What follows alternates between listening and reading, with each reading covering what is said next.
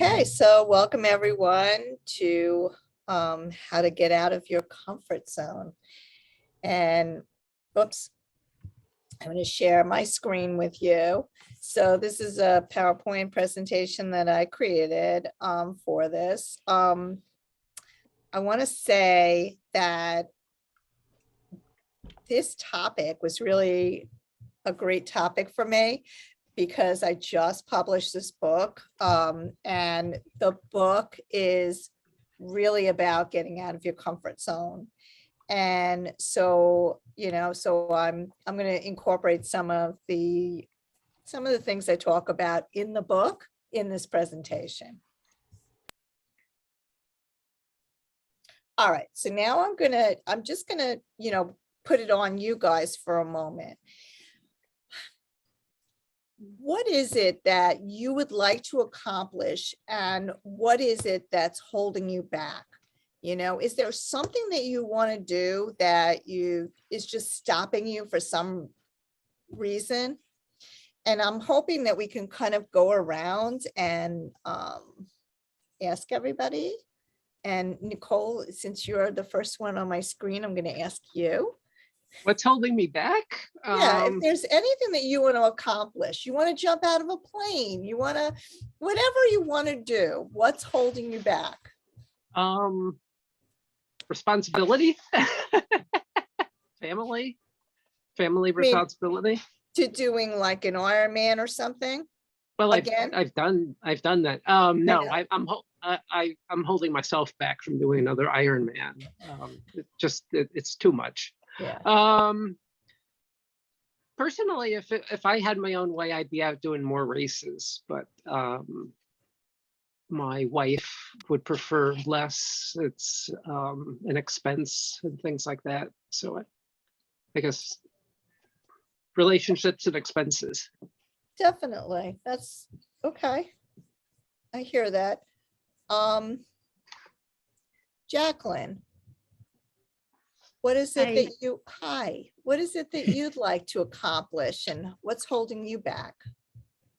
I would say broadening my contacts and connections.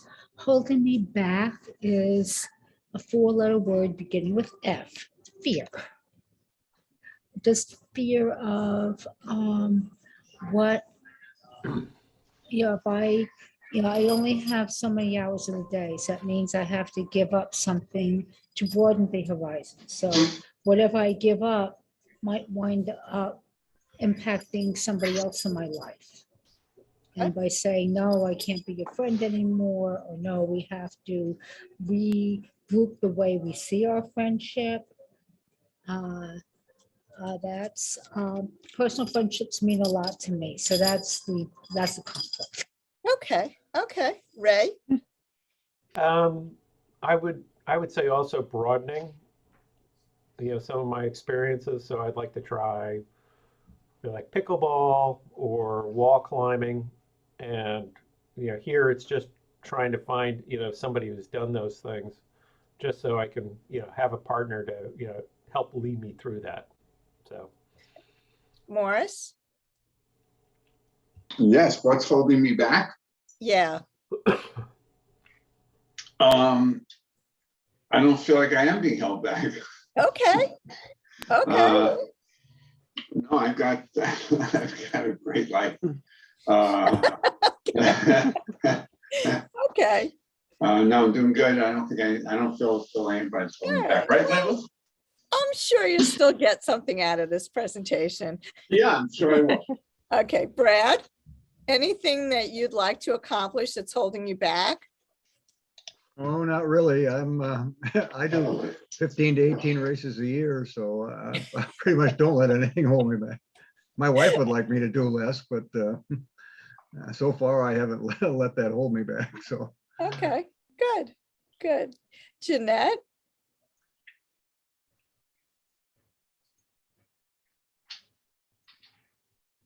Sorry, I had to figure out how to unmute.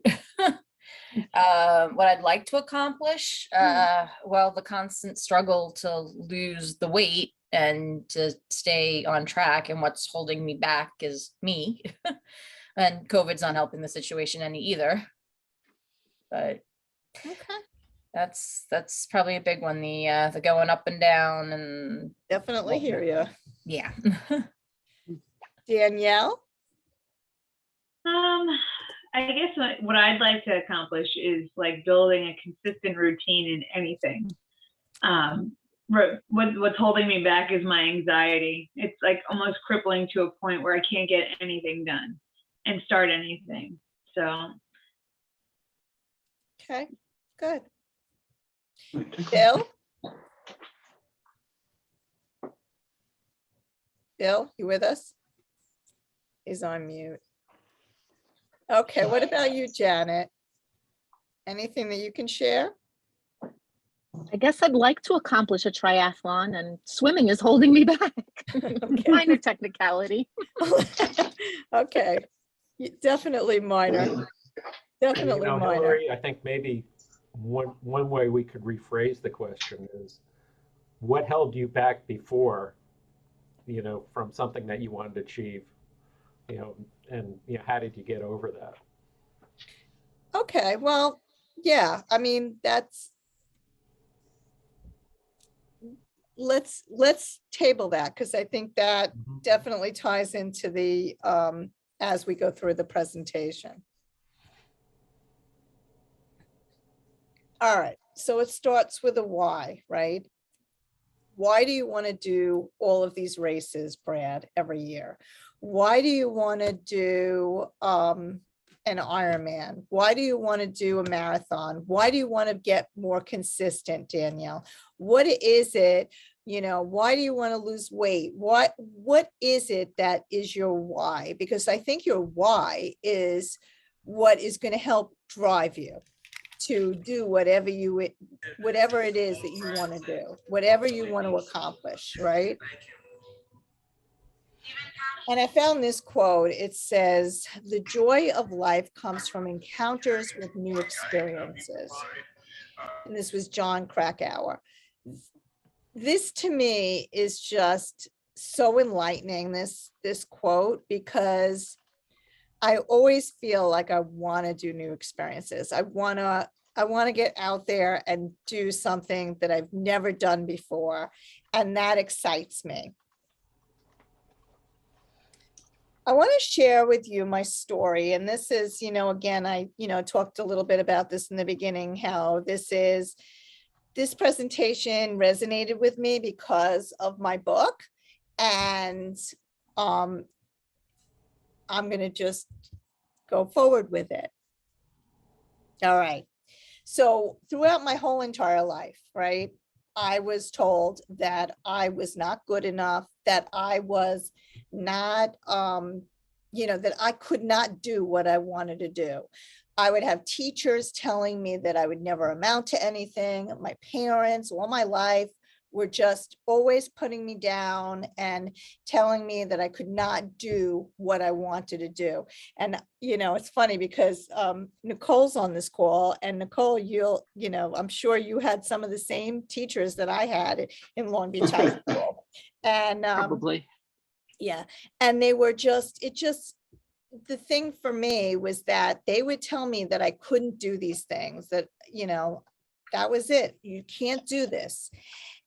And by having that in my head, that I cannot do this, that I can never amount to anything, that I'll never go anywhere with my life, that was my drive. That was my drive, because I thought to myself that I need to prove these people wrong. Like nobody they put me down, and they told me that I couldn't do, but I'm going to push forward, and I'm going to show them that I could do what I set out to do. And when I was a little girl, my grandfather said to me, reach for the stars. And if you put your mind to whatever you want to do, you could do it, and you could get it done. And you know, at first I thought to myself, this is crazy. Like, how could he say this? You know, my parents were working class people.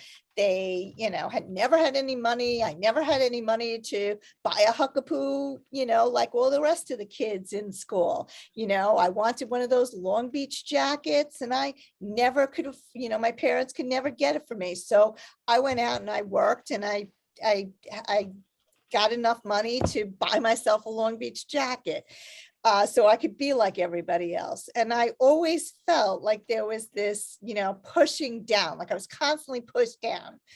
But that spurred this drive in me, right? So I go to college and, you know, when I went to college, my parents always, you know, said to me, they're not helping me. They don't want to have anything to do with me going to college because I could be a secretary. There's no reason why I can't be a secretary. You'll make a good salary, you'll get married and you'll, you know, retire at 55. And I didn't want a part of that. I wanted to go to college. I wanted to better myself. I didn't want to be like my parents. I didn't want to have that, you know, always struggling for money my entire life. So I went to college and I worked full time during college and went to school at night.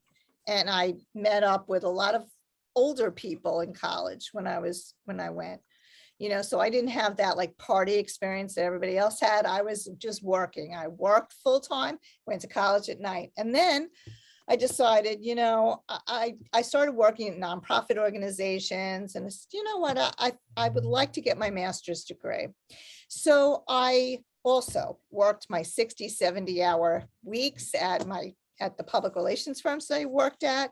And I would do this on the weekends and I became a total workaholic and my whole entire life was revolved around my work. Like that was the most important thing to me, was to, you know, was to work and to do better. And that was my drive. And what happened with me was that like at some point I said, you know, I always wanted to have my own business ever since I was in college. And I worked at all these PR firms and I thought, you know, one day I'm going to start my own business and I'm going to be somebody. I'm going to do something with my life. So I started my business in 1992 when my daughter was born. And she was actually my inspiration because that was just something that just made me feel like, you know what, if I could have a baby, I could run a business. So I started my business and I was pretty successful. I was very successful. And, you know, I really just went all the time. I would go to breakfast meetings. I would go to lunch meetings. I would go to cocktail parties. I was drinking a lot because I was going to all these cocktail parties. And, you know, it just, everything revolved around my work and trying to get in as much money as I could so that I could feed all the people that worked for me. And so my life at that point revolved really just about my kids and my work. If I had free time, I devoted it to my kids. If I didn't have free time, I was working. And that's all I did. There was no exercise in my picture.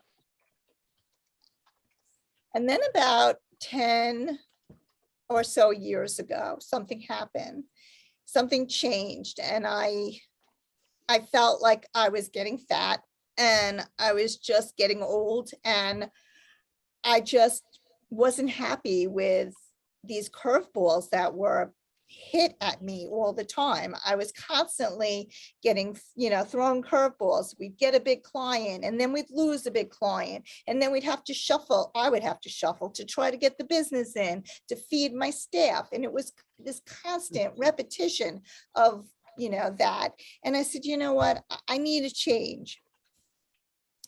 So I decided to join a gym for the very first time in my life. I joined a gym and I thought this was the way that I was going to change my life. I joined a gym and I learned, it was weird because I had never been on a treadmill at that point. I learned how to actually turn on a treadmill. And I was at the gym. I didn't even know how to do it. I was like, can you help me? Can somebody help me do this? I don't know how to do this. And somebody did. And I learned how to get on a treadmill. And I was never athletic. Nicole can attest to that. I mean, I was in drama. I was in bands. I was just, a nerdy kind of kid that just never wanted to go to gym class I would rather sit in the smoking lounge with the rest of the kids and, get high. And so anyway, but, so I was always couch potato, but I had this drive. Because I knew that I had to get better, that I had to improve myself, that I had to start losing weight, that I had to start doing some type of an exercise, because if I wasn't going to do that, I was going to just die. I was just going to melt away. I was working all the time, and it was like, okay, I need to slow this down, and I need to figure out something that's going to excite me and make me happy again. And one of the things that made me happy, well, it used to make me happy, it still does, was I used to drive along to the Wantor Parkway, and I would sit there, sometimes you see these random cars just sitting in the Wantor Parkway. That was me. And I would watch as people were running by. And there was something really special and magical about that I felt like, wow, I would like to try to do that. So I met this girl, and she's mutual friends of Nicole's and mine. And she said to me, we met at one of these women's organizations, and she said to me, let's start running together. And I said, well, I'm a little intimidated. And I really felt like I didn't want to run with her, because she had just run the New York City Marathon the year before. I was thinking like, I'm just running on a treadmill. Like, I'm not really running. And she was like, no, come on, it'll be fine. It'll be great. Like, let's just do it. And we got on the Long Beach boardwalk, and we started to walk. We would do like a 2-minute walk and a 1-minute run, and then a 2-minute run and a 1-minute walk. And we would switch it, and we got to the end of the boardwalk, and it took us almost 2 hours to get to the end of the boardwalk and back, but we did it. And after that, I said, she said to me, you know what? We just ran 4 miles. And she said, you know what? Let's sign up for a half marathon. So I found this half marathon in Runner's World in Disney. And I thought, hey, it's Disney, it's Donald Duck. If Mark was here, I'd say Daffy, but I was gonna say, what, Daffy's not there? It's Mickey Mouse. I mean, how hard can a Disney race be, right? Like, oh, you're so funny. This is my mindset, right? So anyway, we signed up for this. Hold on a moment. Let me just admit this person in. We signed up for a half marathon in Disney, and the two of us, our plane got in late that night. The marathon was the next day. We didn't really know any better than to come in a couple of days earlier. So we get in, and they gave up our room at Disney. So now we're waiting until like midnight to get a room. We finally get a room. We get in the room. We both throw up. We're like sick as dogs. We're like, forget it. We're not doing this half marathon. So fast forward, I ended up doing a half marathon with my husband, and he had broken his knee and started to run with me. It's randomly, and that was it. He ran this one race, and that was it. He was done. But my friend and I, we decided to sign up for the Diva Half Marathon. And after that, we started doing other half marathons. And we were doing a lot of half marathons. And then we came to Brooklyn, and we did the Brooklyn half, which I know is Bill's favorite, which I really love too. And we both had a PR at that one. But after that race, she said to me, never again. I don't want to do any more of these races. I'm done. And I said to her, well, why don't we try a triathlon? You know, I had never even seen a triathlon before. I didn't know anything about a triathlon. I had never seen one. I had never raced in one. I didn't even know what it was, but I had heard about this triathlon in Captree, in Sanibel. And the triathlon sounded so amazing. It was swimming in the, in the Sound. It was biking, in Sanibel, and it was running, in a golf course. And, it just sounded perfect. So we both signed up for this. The only caveat here was that I had absolutely no idea how to swim. I thought I knew how to swim. I knew how to doggy paddle. I don't know. I mean, I thought that was swimming. I had no idea. So we sign up, and she says to me, we need to hire coaches. So I hire this coach, and she hires a different coach. And my coach is a yeller, he's a real yeller. And he told me, it was the first day, me and this girl, we sign up for the Long Beach Recreation Center, and we go there, and I don't have goggles. I don't even know what to wear. I have no idea. I go in the pool, I try to swim 25 yards, and I cannot swim 25 yards. I go like maybe like 50 feet in front of me, and I start choking on the water. I'm throwing up. I'm like, this is not going to happen. I don't know how I'm going to get through this. But I signed up for this thing, and I wanted to prove that I could do this. So I learned how to swim, and I actually started taking master swim classes with this guy out east, and he actually got in the water with me, and we blew bubbles together. I mean, that's how elementary I was. I didn't even know anything about it. I knew how to doggy paddle. I knew how to float. I was somewhere. The other caveat here was that I didn't really know how to shift my gears on the bike. I lived in Long Beach my whole life, right? So I went on the boardwalk. I mean, there's no shifting of gears on the boardwalk. You don't need to shift. You just need to just ride. I mean, everybody just rode. I mean, so I was thinking to myself, oh, it's just going to be one of these pleasant kind of rides. When I went to this first triathlon in Captiva, and people were like, on your left, and it was so intense.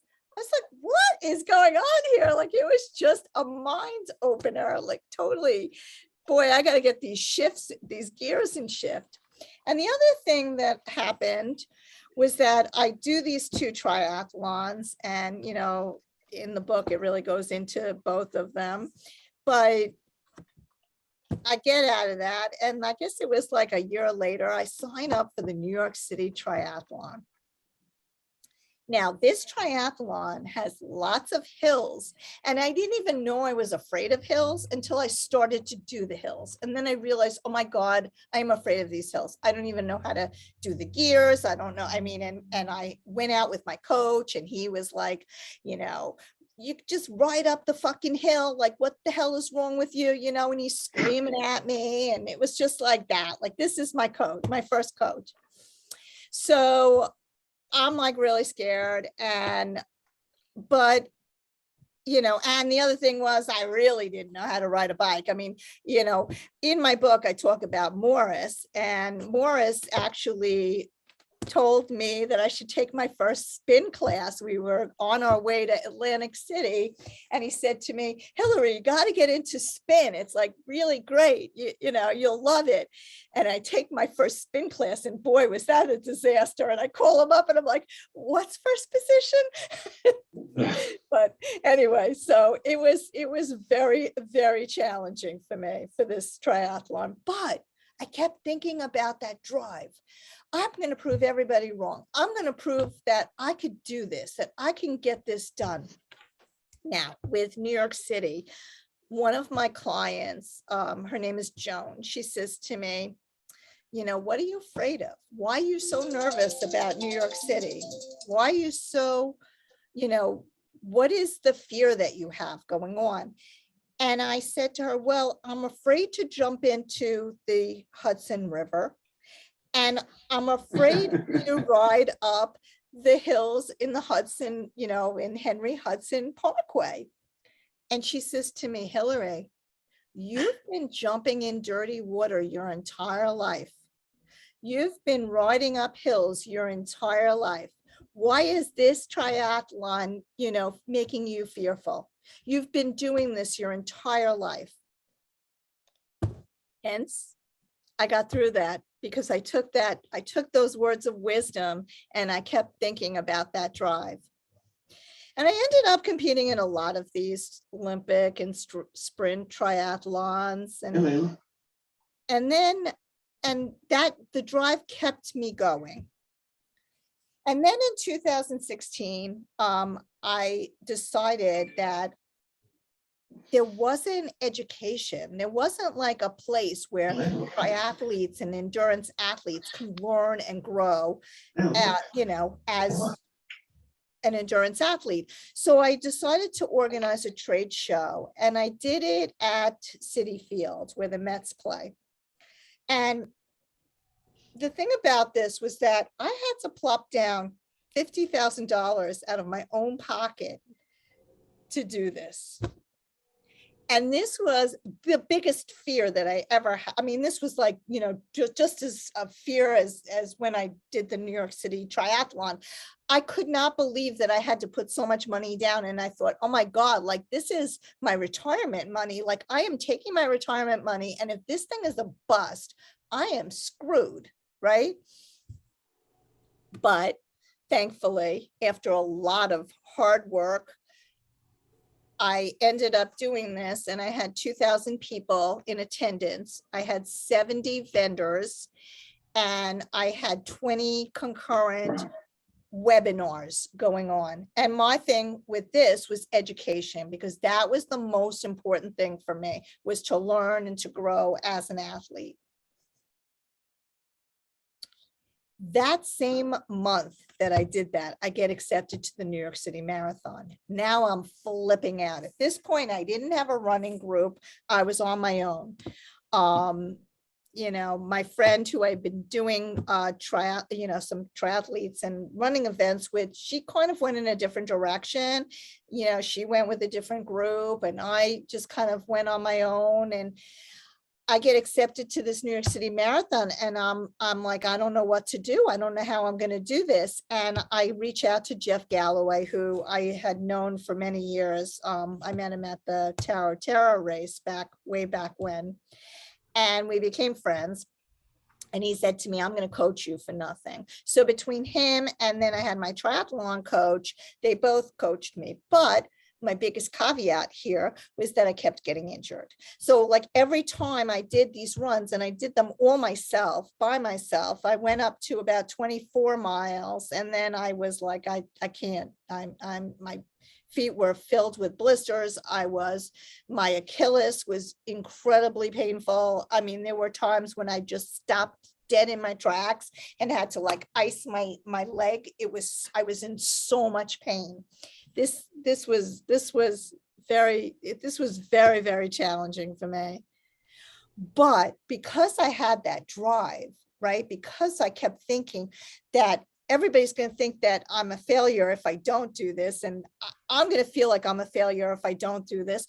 I did it. I went and I did it. And I get through Queens, and I'm on the 59th Street Bridge, and I'm thinking to myself, oh my God, I don't know how I'm going to get through this. This is like, I don't know. I think I was like at mile like 14 or 15. I don't even remember, but it was so difficult. My breathing, my legs, my Achilles, everything. And then we get into the Bronx, and I get through Manhattan, and we get into the Bronx, and now the roads are open because, you know, we went out at like 12:30. The roads are open. They don't want to keep the roads closed.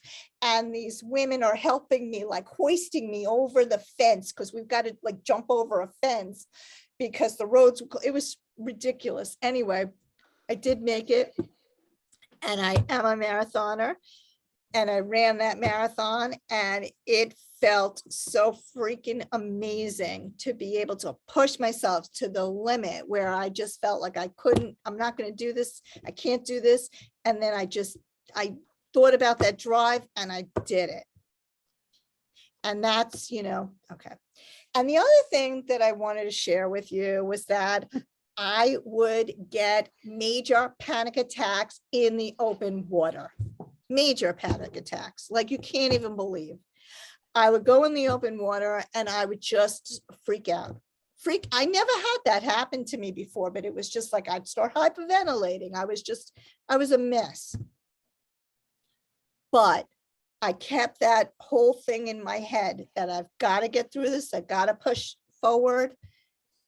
I've got to go with my drive. I've got to prove everybody wrong. I've got to even prove myself wrong that I could do this. So I signed up for Maggie's swim, which was a 5.5. It was supposed to be a 5.5 mile swim that went from Fire Island to Bayshore. It was the ferry route. The year I did it this past year, and it was the most horrendous conditions. My coach told me she will never do it again. I mean, it was that bad. The waves were so high over your sight line that you could not see. And you had to depend on your kayaker to get you to the finish line. Well, my kayaker was my son, which was wonderful because he kept smiling at me, and it was just wonderful having him there. But he was not experienced, and when the current came in, he drifted away, and we were probably about a mile and a half out from the line. So now I ended up swimming. I did it. I was able to get it done, but it took me 4 hours. 4 hours of swimming. Wow. It was a long swim, but I never gave up. So am I so great? No. But I had the drive. And I still have the drive. So what's your reason to get out of your comfort zone? What's your drive? And what will push you out the door? And that's something to really think about and dig deep. Hillary, as I'm listening to your story, I can't help but think about how many times you've signed up for stuff without saying, okay, I want to do this, but not, think, okay, I'll need to swim, I'll need to bike, I'll need to go uphill, stuff like that. Most people don't even get to that sign up part. They'll think of 10, 20 reasons why they shouldn't even sign up for something before they even get there. So it's pretty remarkable, what you've done. I think that, that fearlessness is part of your superpower, that you just sign up for stuff and then figure out a way to do it afterwards. I think that's called ready, fire, aim. Right, exactly. Thank you. So what's stopping you? And I really want you guys to dig deep on that. What is stopping you? What's stopping you from trying to lose weight? What's stopping you from doing that sprint triathlon? I mean, what's stopping you from, doing your 20th Ironman? What's stopping you from, jumping out of a plane? So just get out there and do what you really want to do. If you want to jump out of a plane, do it. If you want to try a triathlon, go for it. If you want to do an Ironman, it's cool. Go for it. Run a marathon or dance all night long. And I just want to leave you with one thing, and then we'll get to some questions or comments. This was something that I saw, was an ad that I saw that I just loved. And it says, whatever you do in life, do not settle. Do not settle for anything. I'm going to have to move me. Okay. Do not settle for anything that dulls your spark. Find your passion and pursue what sets your soul on fire. Do not settle for someone who only wants to love parts of you. There's no such thing as a part-time love. Do not settle for a star when you deserve the galaxy. Do not settle for a wave when you deserve the sea. Do not settle for anything less. Trust yourself, know your worth. Don't just climb mountains, move them.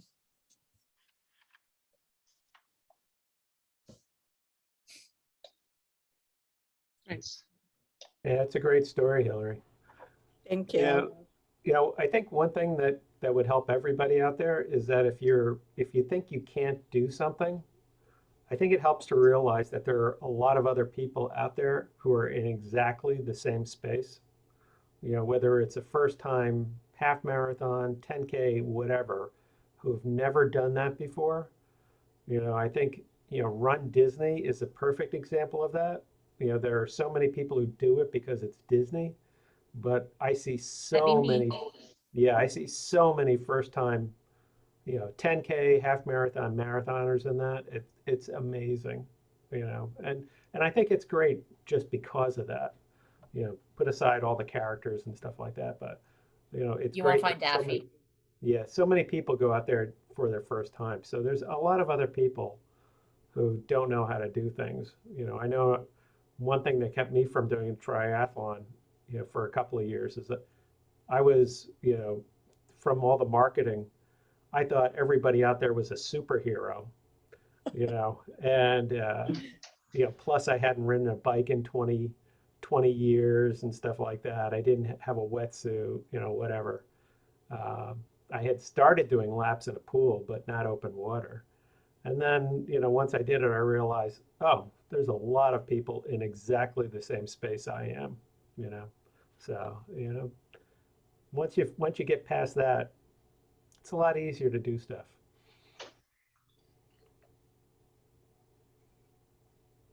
Any other comments? Jacqueline? Myself.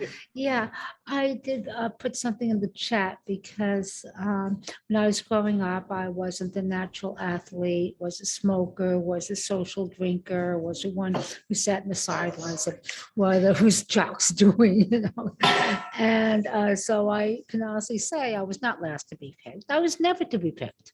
I mean, who wanted the loser over there? And then one day it just hit me. I ate too much and I went out for a run. My husband was a string bean 800-meter runner.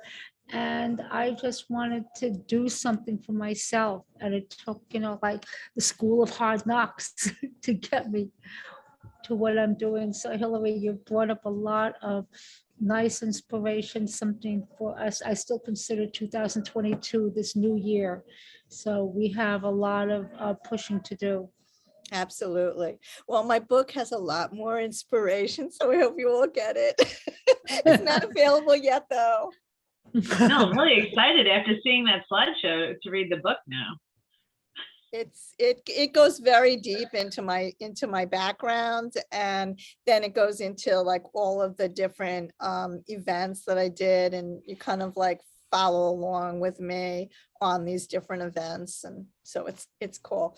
And many of you are in the book, so some of you have a starring role, some of you just have a little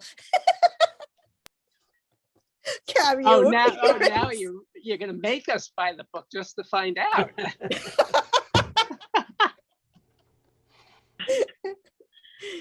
It's not coming out until the summer. I think it's gonna be like a while. So That'd be awesome. No, this is really exciting, Excited to and see it. thanks for sharing your story. It really is inspirational. well, hopefully it motivated somebody to, like any of you guys, just to do what you really want to do, and just to take that drive and go with it. Any other last thoughts before we wrap it up?